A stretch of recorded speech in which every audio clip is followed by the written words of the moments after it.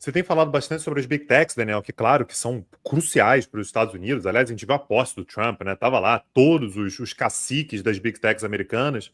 E tem dois outros setores que o governo americano vem utilizando para fazer pressão no Brasil também, que são saúde privada e etanol, né? Então o governo brasileiro, ele também, o governo americano, perdão, vem pressionando o governo brasileiro para dar espaço para empresas de saúde privada norte-americanas poderem explorar o mercado brasileiro e etanol também. Esse é um ponto importante, eu já falei, mas eu acho importante ressaltar mais uma vez. O Trump, ele não tem essa ideia de colocar tarifas sobre o Brasil porque os Estados Unidos são deficitários. É uma pressão no sentido mais de quase forçar um lobby hostil, né? Para Você abrir o tem que mercado abrir brasileiro. para abrir o mercado brasileiro. A gente quer uma garantia de que as Big Techs elas vão ter liberdade no Brasil e a gente quer que saúde privada e etanol tenham possibilidade também da gente explorar esse mercado e tal. E isso traz um impacto muito grande, né, Daniel? Você falou sobre alguns setores. Agro também, né, é um setor que vai ser muito impactado. O Brasil é um exportador de produtos agrícolas para os Estados Unidos. Petróleo, carne, mineração, plástico, têxteis, calçados, café, são todos produtos que estão aí na ciranda, né, para serem severamente prejudicados. E alguns desses setores já se manifestaram, né? Disseram que foram pegos de surpresa, que não imaginaram que esse tipo de tarifa poderia vir. Naturalmente, nesse momento, devem estar desesperados, fazendo conta, dando ligação e tudo, e pedindo, pelo amor de Deus, por negociações diplomáticas. Tá? Tudo que esses setores não podem tolerar, não podem imaginar, não podem esperar é que você tenha essa espiral retaliatória de um retalia, o outro aumenta, você retalia mais uma vez e tudo. Agora, a gente vê, Daniel, que o tom ele não é propício nem para negociações a partir do momento em que a gente tem embates, inclusive, entre o Itamaraty e a Embaixada Norte-Americana no Brasil. Hoje, um pouco depois da carta do Trump, que anunciava as tarifas de 50%, o Itamaraty convocou o chefe da Embaixada dos Estados Unidos para explicações. Importante lembrar, os Estados Unidos não têm embaixador no Brasil nesse momento. Isso é relativamente comum, né? Saiu um embaixador e o outro não foi aprovado ainda.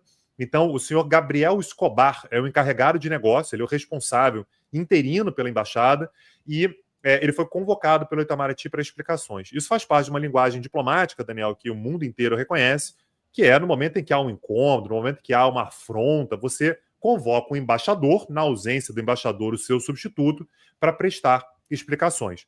Agora, só para a gente ter uma noção de como é que a embaixada, ela também não vai baixar a cabeça e dar explicações, né, pedindo desculpa ou qualquer coisa assim. A nota que a embaixada soltou hoje foi: Jair Bolsonaro e sua família têm sido fortes parceiros dos Estados Unidos.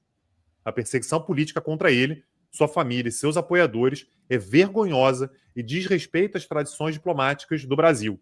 Reforçamos a declaração do presidente Trump. Estamos acompanhando a situação de perto.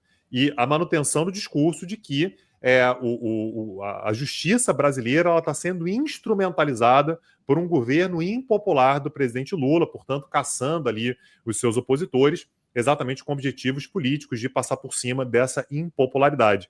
Então, Daniel, a gente tem um cenário no qual até mesmo essas pontes que poderiam, de repente, ser uma saída, pô, você tem uma briga ali, né, envolvendo os dois presidentes, né, o Trump lança uma carta, o Lula responde, mas de repente ali, Daniel, entre o Itamaraty e a embaixada, você consegue ali algum tipo de jogo, o clima é zero, né? Aparentemente isso não vai acontecer.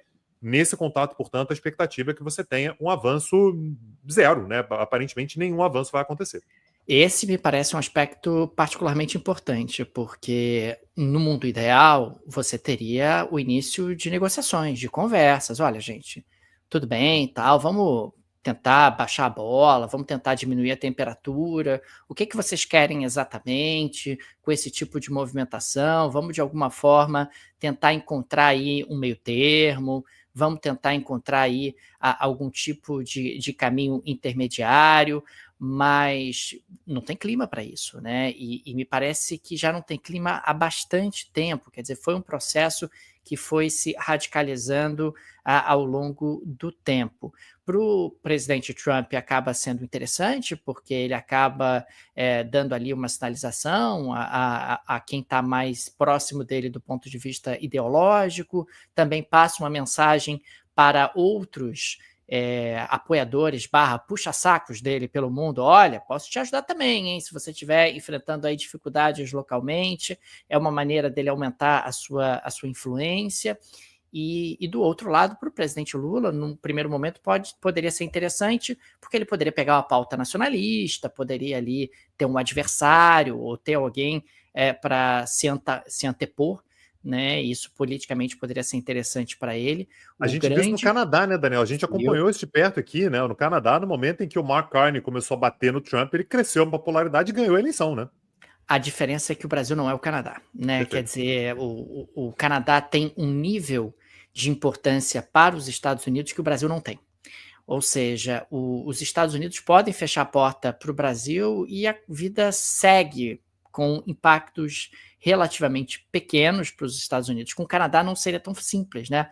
O Canadá é um dos maiores parceiros comerciais dos Estados Unidos. É absolutamente estratégico no fornecimento, por exemplo, de energia e de uma série de outros produtos, além de toda a aliança histórica que os dois países acabam tendo e do relacionamento absolutamente profundo que os dois países acabam tendo, a sua fronteira de milhares e milhares e milhares de quilômetros quadrados. E, nesse sentido, o Brasil também está numa posição um pouco mais frágil. Poderia se contrapor, poderia antagonizar. E o interessante é que as tarifas foram sobre o Brasil e não sobre o Mercosul, né? Isso também é algo que chama muito atenção, porque como é que fica isso, né? O Mercosul é uma área de livre comércio e idealmente você teria ali que tarifar os países do Mercosul da mesma maneira, assim como a negociação que o Trump está fazendo com a União Europeia é em relação ao bloco europeu, não é em relação a um país específico, embora o Trump tenha dito num determinado momento que iria tarifar a Espanha e tal, sobretaxar a Espanha, porque ela não queria fazer investimentos de 5% do PIB em defesa. Mas isso não faz sentido prático nenhum. Aliás, né, quando o Brasil fala também em retaliar, Daniel, é importante lembrar que o Mercosul é uma união aduaneira, o que significa que a tarifa não é brasileira. Então, se os Estados Unidos colocam uma tarifa de 50% sobre produtos do Brasil, já tem um dificultador, porque seriam tarifas que seriam aplicadas sobre produtos do Mercosul de uma forma geral. Daria, inclusive, para fazer uma triangulação, né? Já que a tarifa ela vai ser diferente, o Brasil pode vender seu produto para o Uruguai e do Uruguai vender para os Estados Unidos. Enfim, daria para fazer algum jogo nesse sentido. Embora o Trump faça referência à triangulação, né? O tempo todo ele faz referência à triangulação. E eu queria também destacar um aspecto, antes que a gente esqueça. Que carta mal feita, que carta mal escrita. É um copy-paste, um copia e cola ridículo de outras cartas que o Trump publicou nos últimos dias, como, por exemplo, em relação ao Japão. É copy-paste. Aí você muda ali algumas coisas, acrescentou a coisa do Bolsonaro, muda o valor também, os 50%, não sei mais o quê, fala ali das decisões, mas, no geral, é a mesma carta. Se você recebesse, Tanguy, aquela carta como trabalho de faculdade, você como professor de faculdade, não daria uma boa nota, tenho certeza. Não daria. Não daria mesmo. Carta mal feita, cara, é difícil entender, preguiçosa, onde é que você quer chegar e tal. Pô, o presidente dos Estados Unidos, cara, é a Casa Branca, vocês não conseguem redigir uma carta decente, que tem início, meio e fim, que faça sentido. É algo realmente que também me incomodou profundamente a confecção da carta em si, independentemente aí do conteúdo nesse momento, nesse ponto. Aliás, Daniel, essas tarifas que os Estados Unidos estão ameaçando, né? 50% sobre o Brasil, aí você tem aquelas outras que eu falei agora há pouco, sobre Laos, Mianmar, Camboja, Tailândia e tal. Essas tarifas todas, Daniel, elas. O Trump ele claramente joga as tarifas para frente para poder ter espaço para negociar. Só que 1 mês e meio atrás, ele anunciou, aliás, 1 mês e meio atrás não, 3 meses atrás, perdão, 3 meses atrás, ele anunciou que faria 90 acordos em 90 dias. Você falou sobre isso recentemente, né? Então ele anunciou lá o 90 deals in 90 days. Então, em 90 dias, a gente vai ter 90 acordos, porque a lógica dele no momento em que os Estados Unidos anunciarem tarifas, todo mundo vai sair correndo atrás dos Estados Unidos. Trump, pelo amor de Deus, você não pode fazer isso comigo, eu faço acordo, o que você quiser, não sei o quê. E ao longo desses 90 dias, Daniel, que vencem amanhã, os 90 dias completam amanhã. Ao longo desse período todo, ele conseguiu fechar 2 acordos, apenas com o Vietnã e o Reino Unido. Acordos parciais, hein? Não são acordos parciais. E ele chegou a anunciar, Daniel, o acordo com a China. Eu lembro que você trouxe isso aqui no bate-papo. Não, temos um acordo com a China, não sei o quê. E a própria China veio e falou assim, peraí, esse acordo é apenas um início, foi apenas um acordo inicial, está longe de estar resolvido. E quando Então, Daniel, apareceram as medidas do acordo, eram realmente superficiais e tocavam apenas alguns poucos pontos de tensão, algumas bases mínimas de tensão que os dois países apresentavam naquele momento, mas você não tinha acordo substantivo nenhum. E aí, o que a China tem feito, né, ao longo das últimas semanas é o esforço de triangulação. Eu lembro que você falou sobre isso aqui também, só para a gente lembrar, a China agora está pegando seus produtos, já que vender para os Estados Unidos a tarifa está muito alta, ela pega os seus produtos, vende para o Sudeste Asiático, você muda a etiqueta, você dá um jeito ali, teoricamente isso não pode ser feito, mas vem sendo feito, e vende para os Estados Unidos. E agora, o que o Trump está ameaçando é, a partir de 1º de agosto, mais uma vez. O 1º de agosto é o novo 2 de abril, né, Daniel? Então, a partir de 1º de agosto, quem fizer isso aí vai ser tarifado num valor ainda maior. Só que aí o Trump ele começa a ter um problema muito sério, né, Daniel? Ele coloca ameaças demais, e se ele não cumpre as ameaças, ele começa a ter um problema que é, meu amigo, a ameaça ela perde completamente o efeito. A ameaça ela está baseada na ideia de que se chegar no ponto no qual ela tem que ser exercida, ela tem que ser exercida. Então, o Brasil me parece, Daniel, que ele é mais um país, a gente está falando sobre 50% do Brasil, é muita coisa e tal, mas o Brasil ele está num contexto até mais amplo, né? São muitos países que estão numa situação parecida. Outra coisa curiosa, né, que aconteceu, até meio triste, né, que aconteceu nesse cenário todo, é que a Comissão de Relações Exteriores e Defesa Nacional do Congresso Brasileiro, eu vou repetir, a Comissão de Relações Exteriores e Defesa Nacional do Brasil, né, do Congresso Brasileiro, aprovou uma moção de louvor a Donald Trump como um exemplo a ser seguido. Tá? Então, basicamente, são parlamentares brasileiros aplaudindo o fato de que o presidente dos Estados Unidos anunciou 50% de tarifas sobre o Brasil. Então, houve um requerimento do deputado Sóstenes Cavalcante, do PL do Rio de Janeiro, que é um aliado do Bolsonaro, afirmando que o Trump deve ser enaltecido e lembrado como um dos melhores presidentes do mundo e exemplo a ser seguido para a implementação e manutenção de uma democracia moderna e justa. E entre os motivos que ele coloca, Daniel, que são colocados aí nessa moção, é o perdão aos envolvidos no incidente de 6 de janeiro de 2021 no Capitólio dos Estados Unidos, naquele momento no qual houve a invasão, uma tentativa de reversão do resultado das eleições de 2020 nos Estados Unidos, é mencionado como um dos motivos pelos quais Donald Trump deve ser considerado um dos melhores presidentes do mundo.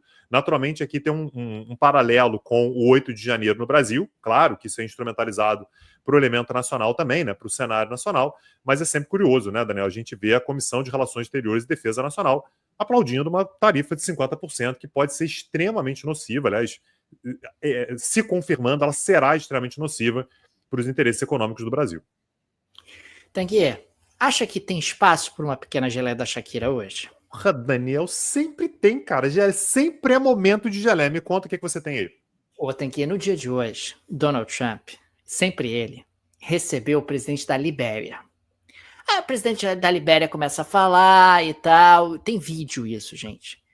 E o Donald Trump muito impactado, mas meu Deus, presidente da Libéria, como você fala inglês? Onde você aprendeu a falar inglês, presidente da Libéria?